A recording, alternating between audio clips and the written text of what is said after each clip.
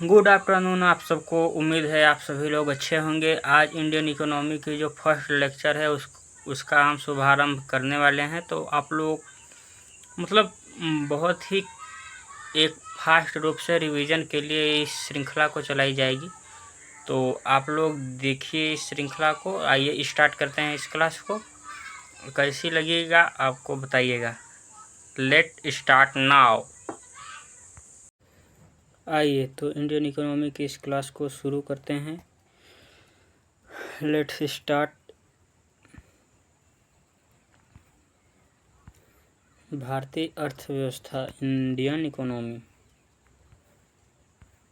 इसमें हम पढ़ने वाले हैं ये 10 आयाम।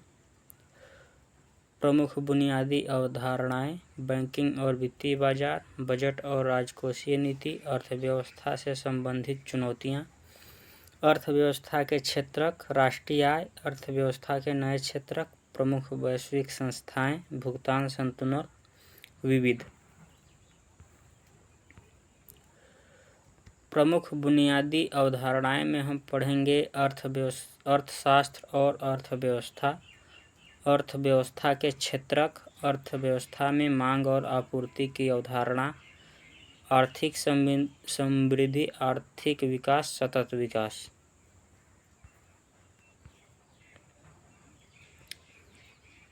दूसरे में पढ़ेंगे बैंकिंग और वित्तीय बाजार में हम पढ़ेंगे मुद्रा और मुद्रा आपूर्ति, भारत में बैंकिंग प्रणाली, भारत में मौद्रिक नीति, विकास बैंक और सहकारी बैंक, गैर बैंकिंग वित्तीय कंपनियां, एनपीए और बेसल मानक, वित्तीय समावेशन, मुद्रा बाजार और पूंजी बाजार, स्टॉक एक्सचेंज, शेयर बाजार, बैंकिंग से संबंधित शब्दावली।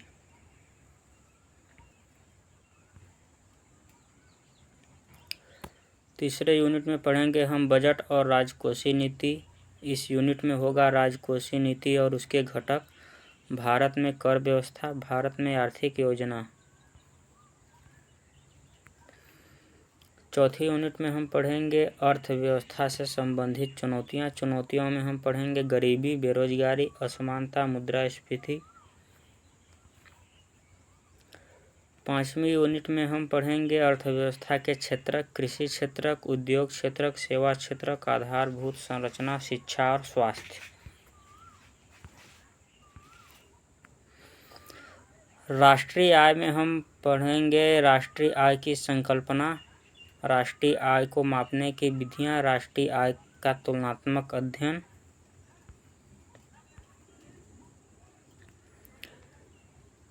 अर्थव्यवस्था के नए क्षेत्रक में हम पढ़ेंगे 7वीं यूनिट में फिनटेक, निवेश के मॉडल, नवीन शब्दावली।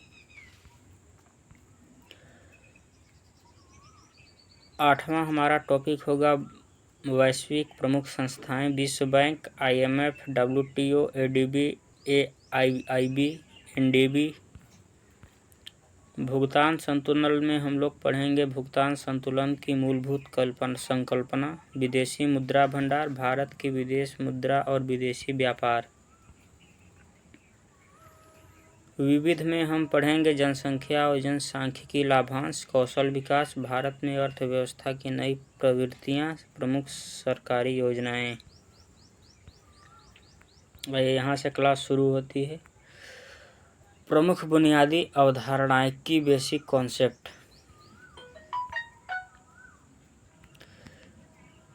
इसमें हम पढ़ेंगे जो इंग्लिश वाले हैं सीबीएसई बोर्ड वाले वो अपना देख लेंगे, बाकी हम इधर से यूपी बोर्ड वालों के लिए जो है वो बताते चल रहे हैं। प्रमुख बुनियादी अवधारणाओं में अर्थशास्त्र और अर्थव्यवस्था, अर्थव्यवस्था के क्षेत्रक, अर्थव्यवस्था में मांग और आपूर्ति की अवधारणा, आर्थिक समृद्धि, आर्थिक विकास, सतत विकास। आइए अर्थशास्त्र को समझते हैं। अर्थशास्त्र है अर्थशास्त्र, धन। अर्थ का मतलब होता है धन और शास्त्र का मतलब होता है अध्ययन करना।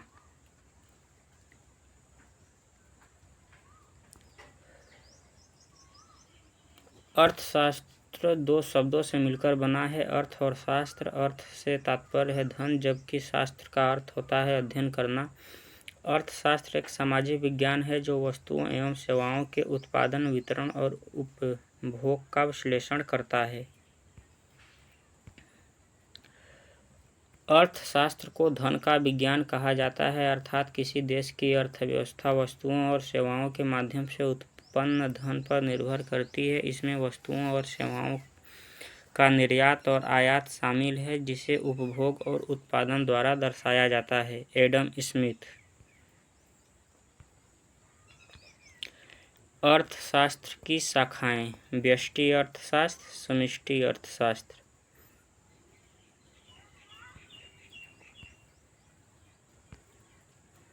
व्यष्टि अर्थशास्त्र: अल्फ्रेड मार्शल व्यष्टि अर्थशास्त्र के जनक हैं। छोटे स्तर पर आर्थिक क्रियाओं का अध्ययन, जिसमें एक उपभोक्ता, एक उत्पादक, एक फर्म अथवा एक उद्योग सम्मिलित होते हैं।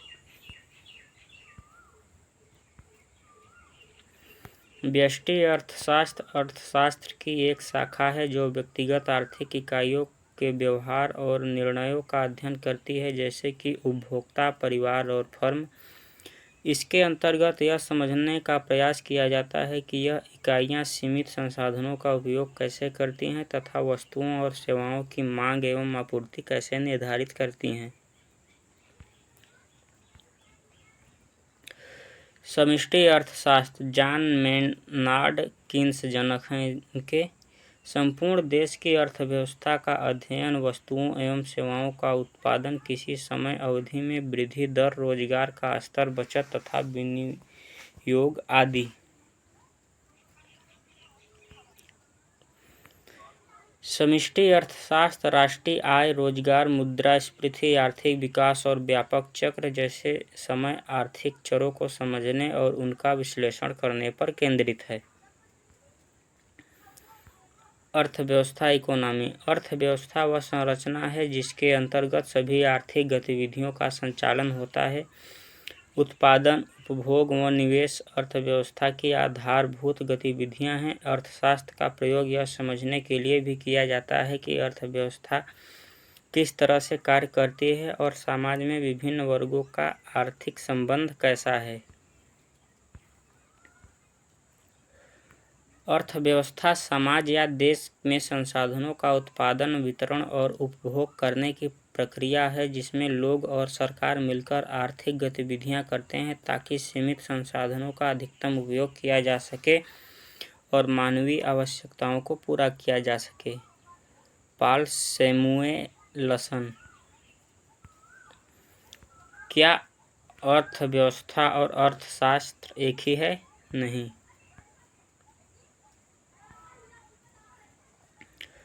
अर्थशास्त्र इकोनॉमिक्स वस्तुओं और सेवाओं के उत्पादन, वितरण, विनिमय और उपभोग का अध्ययन। अर्थव्यवस्था वह संरचना है जिसके अंतर्गत सभी आर्थिक गतिविधियों का संचालन, मानव व्यवहार का अध्ययन, उसकी आवश्यकताओं, इच्छाओं एवं उपलब्ध संसाधनों के वैकल्पिक प्रयोगों के संबंध, उत्पादन, उपभोग व निवेश अर्थव्यवस्था की आधारभूत गतिविधियां हैं। The wealth of nation, Adam Smith.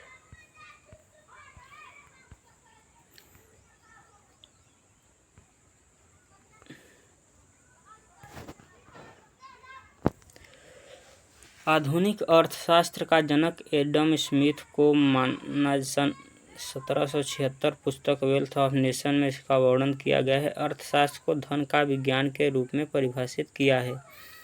भारतीय अर्थव्यवस्था का जनक कौटिल्य ग्रंथ अर्थशास्त्र लगभग 4वीं शताब्दी ईसा पूर्व। अर्थ का अर्थ है धन। हमने क्या जाना? आइए यहाँ पे एक प्रश्न है, इस पर विचार कर लेते हैं। देखिए,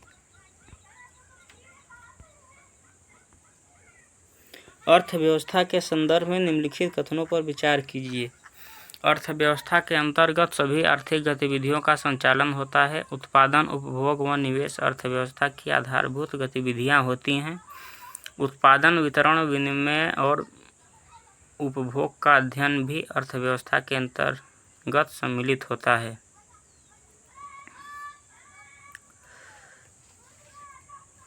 इसका होगा सी, सभी तीन। ये उत्तर भी देख लेते हैं।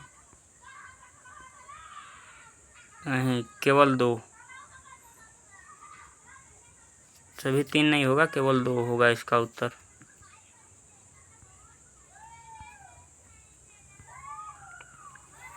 यहाँ से शुरू होता है अर्थव्यवस्था के प्रकार, टाइप ऑफ इकोनॉमी।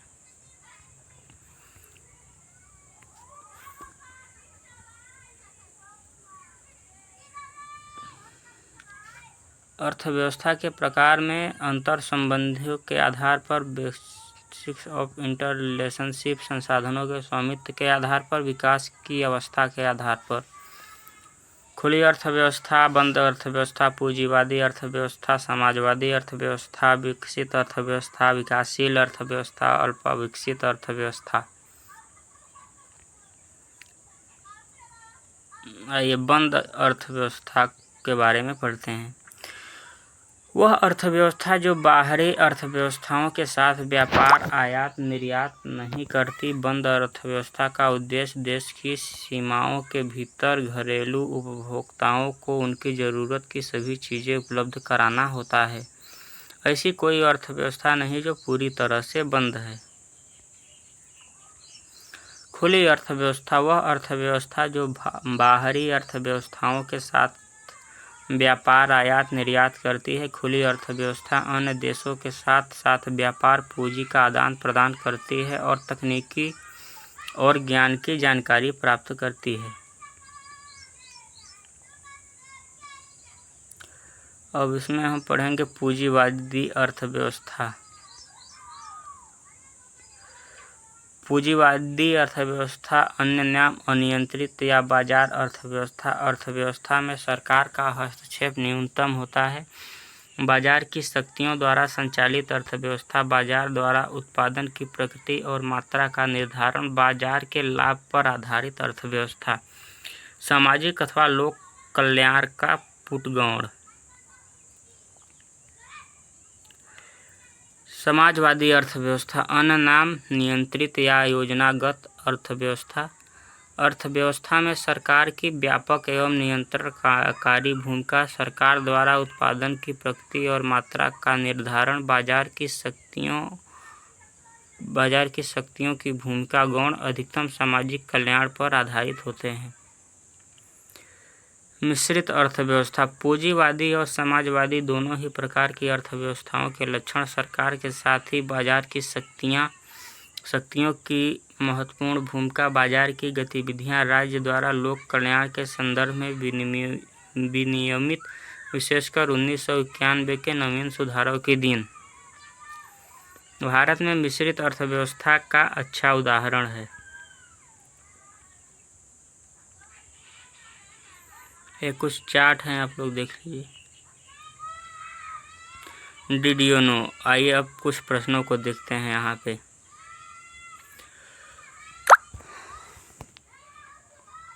अर्थव्यवस्था के संदर्भ में निम्नलिखित कथनों पर विचार कीजिए। अर्थव्यवस्था के अंतर्गत सभी आर्थिक गतिविधियों का संचालन होता है।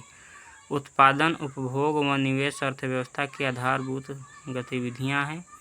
उत्पादन, वितरण, विनिमय और उपभोग का अध्ययन भी अर्थव्यवस्था के अंतर्गत सम्मिलित होता है। हमें लगता है वही क्वेश्चन है, इसका भी आएगा केवल 2, बी आंसर।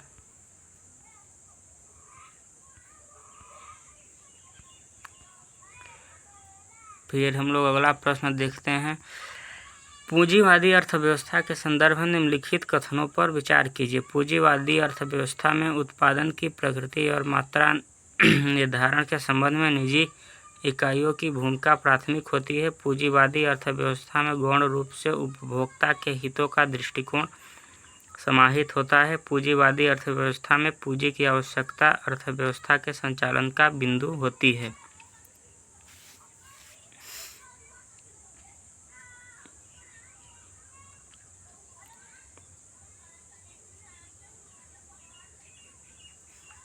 आइए इसका उत्तर देखते हैं। इसका उत्तर होगा केवल 2।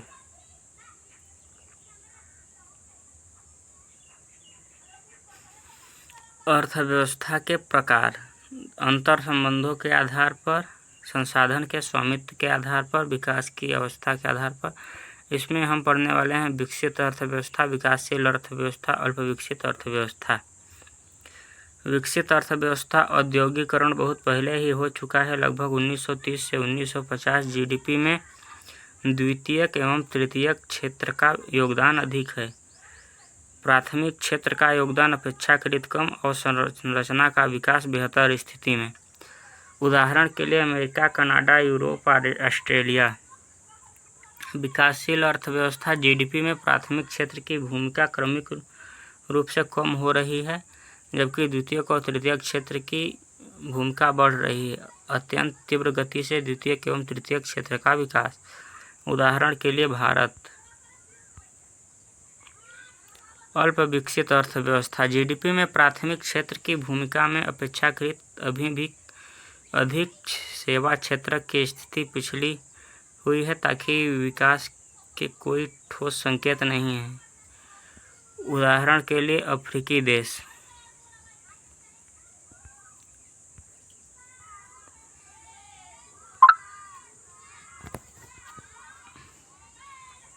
चार श्रेणियाँ, 4 कैटेगरीज। ऊंचाई वाली अर्थव्यवस्था, उच्च मध्यम वाली अर्थव्यवस्था, निम्न मध्यम वाली अर्थव्यवस्था, निम्न आय वाली अर्थव्यवस्था।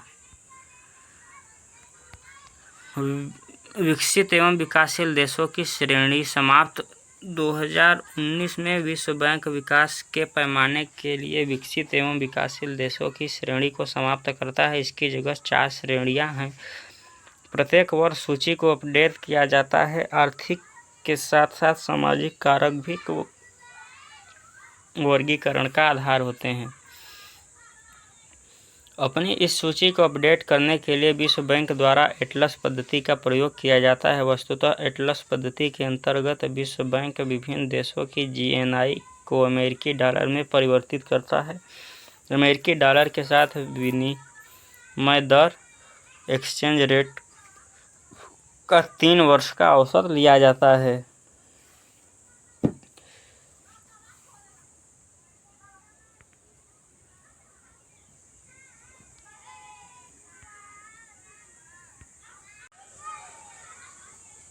इस क्लास में यही तक।